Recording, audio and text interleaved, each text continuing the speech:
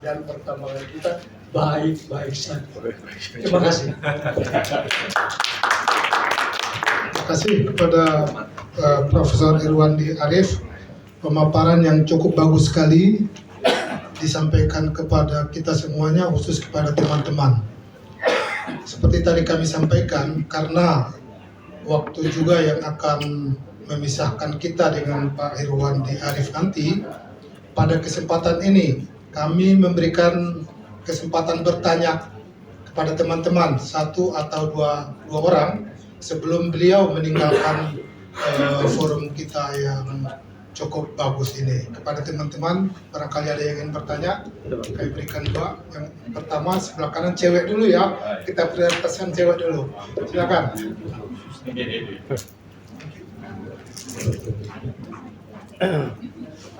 Selamat siang, Prof. Saya Sabrina dari Warman. Mungkin tadi ada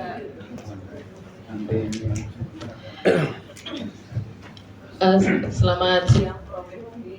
Saya Sabrina dari Kontak. Tadi ada terutama kelanjutan dari kerjasamanya dan antara dengan PTPK. Tadi Prof bilang itu berkaitan juga dengan CCUS ya, Prof. Karena CCUS sudah dipakai di sektor migas, tapi untuk pertambangan belum ada. Nah, tadi Prof mention juga kalau jadi dengan Danantara, apalagi proyek DME ini kan targetnya paling banyak di 6 daerah di Indonesia, terutama di Kalimantan. Nah, itu kemungkinan atau misalnya apakah memang yang pertama, apakah memang itu kalau DME jadi, apakah itu memang wajib dilaksanakan CCUS-nya? Terus kalau memang harus berdampingan dengan CCUS, seberapa berpengaruh sih itu dampaknya kepada proyek DME tadi? Karena kan sampai sekarang juga masih maju mundur nih Danantara. Kemarin Pak Doni juga sempat bilang masih terkendala teknologi dan perhitungan keekonomiannya. Itu yang pertama, Prof, soal CCUS. Yang kedua, tadi Prof kan menjelaskan beberapa proyek-proyek di pertambangan, tapi kan seperti yang kita tahu RKAB untuk tahun ini kan dipangkas ya, Prof, terutama untuk batu bara dan nikel. Nah, sebenarnya secara umum pengaruhnya untuk sektor pertambangan, terutama untuk tahun ini itu seperti apa sih, Prof, dengan adanya pemotongan RKAB itu? Karena kan angka pastinya juga terutama untuk batu bara itu belum dikasih tahu, hanya sekitar 600-an aja. Tapi kemarin dari APBI sempat ada banyak yang pemotongannya 40-70% per perusahaan. Itu kan berarti hitungannya termasuk besar. Paling itu aja, Prof, 2 pertanyaan dari saya. Yang terakhir dulu ya, mengenai pemotongan RKB belum ada yang resmi. Misalnya ke perusahaan A, ke perusahaan B, belum ada yang resmi. Itu yang pertama. Kedua, bukan 40-60%, ada yang kena 90%. Ya, anak perusahaan ITMB, tapi ini kan nggak resmi. Artinya dari yang tadinya ada di laman Minerba jadi hilang kan. Ada yang kena 90%, jadi produksi 1 juta tinggal 100.000 ya berhenti operasi. Ada yang kena 80%, tapi nggak ada yang resmi. Kita belum tahu. Jadi kita lihat aja kembangannya. Ya seperti apa. Memang targetnya yang sebelum dibilang itu 600-an ya, 600-an juta ton yang kita tahu. Dan itu ya mungkin yang disetujui itu sudah lebih dari hampir mungkin 1 miliar ya, yang sebelumnya 3 tahun, RKB 3 tahun. Ya kita nggak tahu ke depan seperti apa. Kriterianya juga nggak tahu seperti apa. Ya, ada yang bilang PTBA 100% karena dia BUMN. Ya. Ada yang bilang lagi yang lain seperti itu yang kita nggak bisa dapat secara resmi. Dan kita tunggu yang resmi aja. Itu aja. Kriterianya harus jelas supaya adil kan. Nah, itu yang kedua ya. Yang pertama tadi mengenai oh iya. Nah, ini sejarahnya begini. Yang pertama kali merencanakan proyek DME ini adalah PTBA. Ya, bekerja sama dengan Pertamina dan Air Product. air produk mundur, berantakan. Jadi berhenti. Nah, kalau kita dengar dari semua berita, termasuk saya waktu itu di PTBA, itu karena masalah keekonomian. Ya, jadi ada dua versi. Satu, kalau harga di Asia itu lebih murah, harga di Eropa dan Amerika itu lebih tinggi untuk 1 ton DME. Jadi misalnya rapat terakhir yang saya ikuti itu di Asia itu sekitar 400 sampai 500 US dollar per ton, di Eropa itu tinggi, ya kurang lebih 800 sampai 900 US dollar. Nah, perkembangan selanjutnya, kemudian karena ini nggak jalan, ya, jadi ada dua tuh sebenarnya komponen di harga batu baranya sama teknologinya untuk menghasilkan DME, dan kemudian ini oleh PTBA, kemudian logistik dan distribusi dan pembelian oleh Pertamina. Nah, ini cukup mahal di sini, ya. Jadi itu harus dua-duanya harus optimal.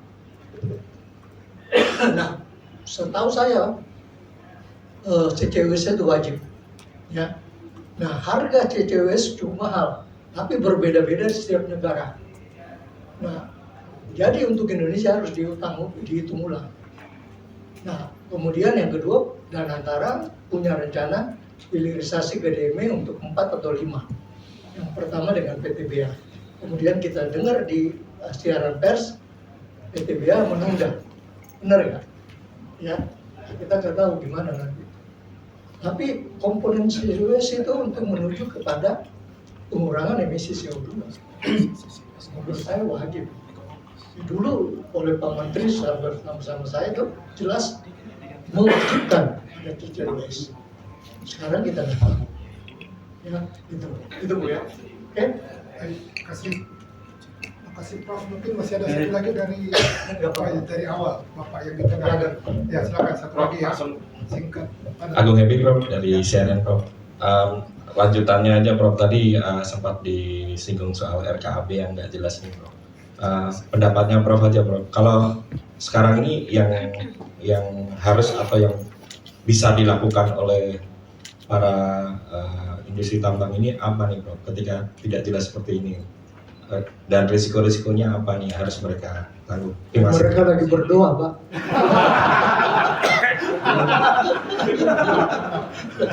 Susah Pak untuk menjawab pertanyaan Bapak, itu harus ditujukan kepada Kementerian SDM, ya. Nah itu dampaknya banyak. Ada yang perusahaan misalnya tadi 90% sudah nggak bisa karena sudah produksi 100.000 ya berhenti. Misalnya ya, coba dampak contoh aja. Kayak 80% satu perusahaan yang saya tahu yang produksinya cukup besar, kalau dipotong 80% sampai Maret dia berhenti. Tapi kan belum ada yang resmi, belum ada. Jadi kita juga nggak bisa ngomong, gitu loh Pak. Kalau ada resmi surat jelas, nah itu baru jelas. Ini belum ada. Gitu Pak. Siap. Kita berdoa ya Pak. Termasuk rencana-rencana kerja kan berarti tidak ada sama sekali ya Prof. Ini sekarang itu kan boleh produksi sampai bulan Maret, kalau RKP belum keluar dikasih 25 atau 30%. Nah, dengan harapan di bulan Maret itu akhir Maret sudah keluar RKP. Itu. Kalau nggak keluar gimana lagi, nggak tahu lagi Pak. Ya. Efek besarnya ke negara atau apa kira-kira apa? Kita juga belum tahu. Ada yang bilang dengan pengurangan produksi batubara harga naik, harga batubara naik. Tapi apakah hanya karena itu? Yang produksi batubara kita kan dunia kan besar sekali, terutama di Cina itu 8 miliar. Ya, di Cina paling besar. Kita berapa produksinya? Kan ratusan juta ton lagi. Nggak ngerti saya, belum tahu lah. Secara validasi kebenarannya kita belum tahu. Itu Pak. Ya. Jadi susah sekali. Pertanyaan Bapak itu harus ke pemerintah. Jadi ada lagi satu katanya. Ini duluan nih. Pak, ini duluan. Ini Pak. Oh, ya, nggak apa-apa lah. Senior dulu. Kalau izinkan Pak, dia dua terakhir ini Pak. Siap, Prof. Siap. Oh, salah. Baru tertulis ya, pakai WA guys. Assalamualaikum warahmatullahi wabarakatuh. Waalaikumsalam. Terima kasih Prof. Senang bertemu kembali dalam keadaan sehat walafiat. Semoga Prof. Irwandi tetap pembimbing kita nih Pak, para pengusaha dan senior-senior di teman-teman jurnalis juga Pak.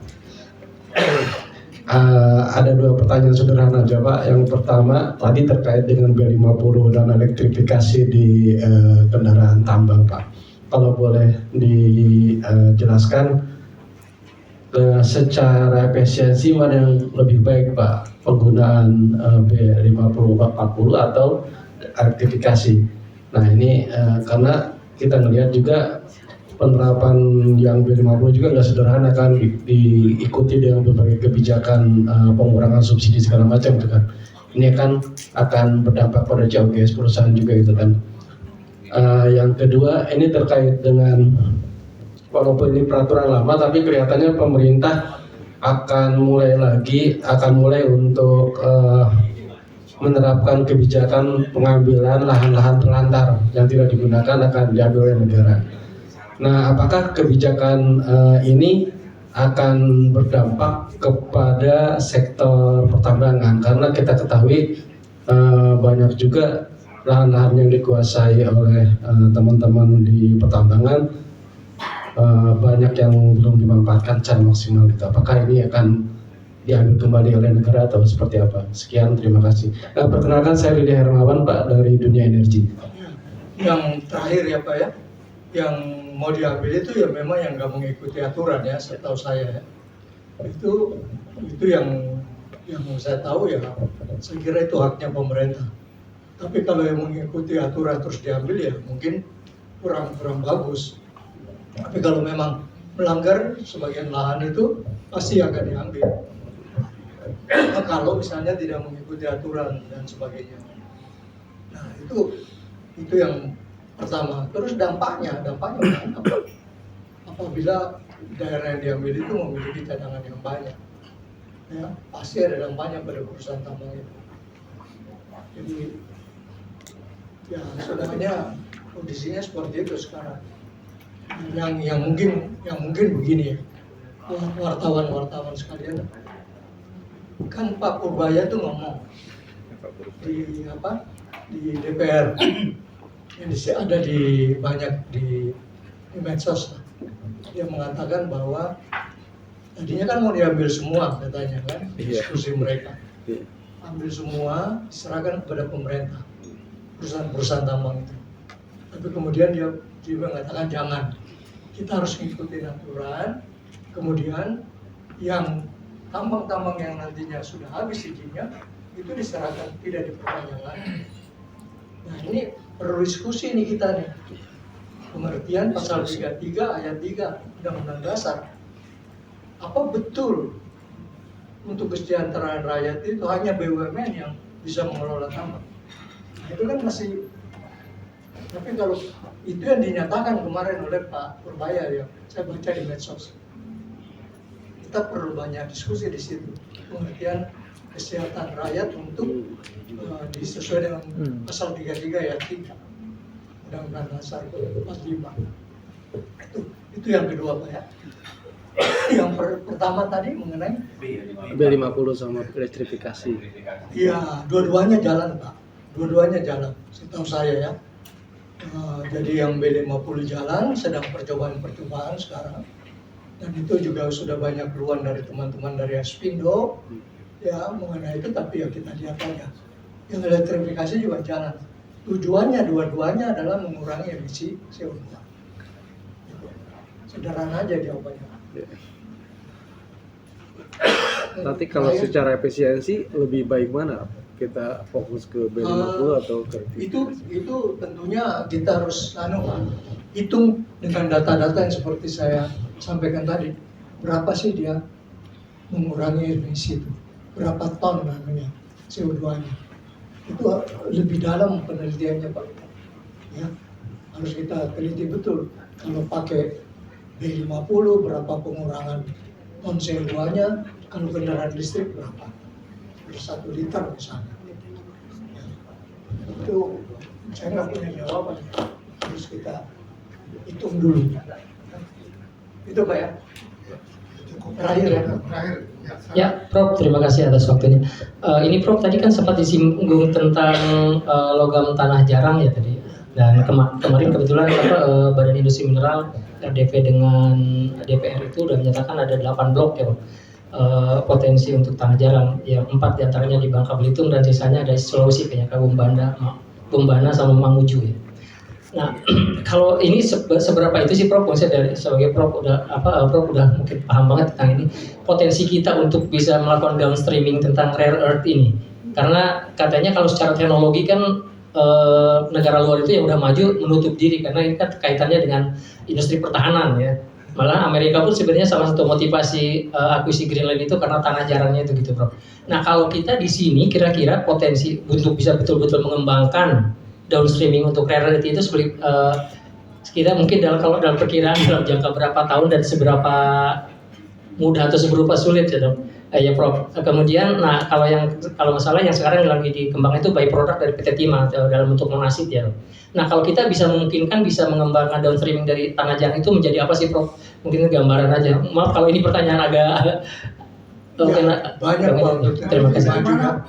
Saya Cepi dari Petromindo Pak. Petromindo Pak. Banyak sekali Pak gunanya Pak. Jadi yang pertama itu yang paling banyak menjadi magnet. Yang magnet dipakai di industri mana saja. Yang lain-lainnya juga banyak untuk industri maju. Pertahanan, farmasi dan sebagainya. Tapi Indonesia ini sangat awal di dalam penelitian tentang cadangan dari LPG. Baru tahap awal. Yang agak maju sedikit yang Anda sebut tadi di Bangka Belitung untuk tailing dari timah dan tailing dari kerak hasil proses. Itu yang saya bilang tadi, itu mengandung logam tailingnya itu mengandung logam tanah jarang, mengandung monasit bukan logam tanah jarang ya, dan mengandung uranium. Nah, itu ada. Nah, jadi di Mamuju itu bukan mineral liputan. Di Indonesia itu logam tanah jarang kebanyakan mineral liputan. Di tailingnya nikel, di tailingnya boksit, red mud itu, di tailingnya batu bara, ya di tailingnya Freeport, tapi jumlahnya sedikit. Kemudian ada yang bilang di Jawa Timur yang apa itu Sidoarjo itu, ya. Nah, yang di Mamuju itu kayak nambang biasa Pak, bukan mineral liputan. Itu satu-satunya yang saya ketahui. Nah, bagi teman-teman wartawan ini yang hadir pada hari ini ya tunggu tanggal mainnya buku saya mengenai logam tanah jarang. Kita dari hulu ke hilir, akhir bulan ini terbit. Jadi kalau ada yang berminat, tolong di WA ke saya. Itu Bapak nggak usah tanya-tanya lagi udah. Jadi silakan nanti di WA saya. Mantap. Saya kasih gratis. Cukup ya Pak ya. Terima kasih sekali lagi. Mohon maaf kalau ada yang kurang-kurang. Saya mohon maaf juga, minta izin Pak ya. Saya juga minta izin kepada narasumber dan para pengurus karena mau ngambil foto nih untuk laporan tahunan Anda. Jasnya belum dibawa, sepatunya belum dibawa. Terima kasih. Assalamualaikum warahmatullahi wabarakatuh.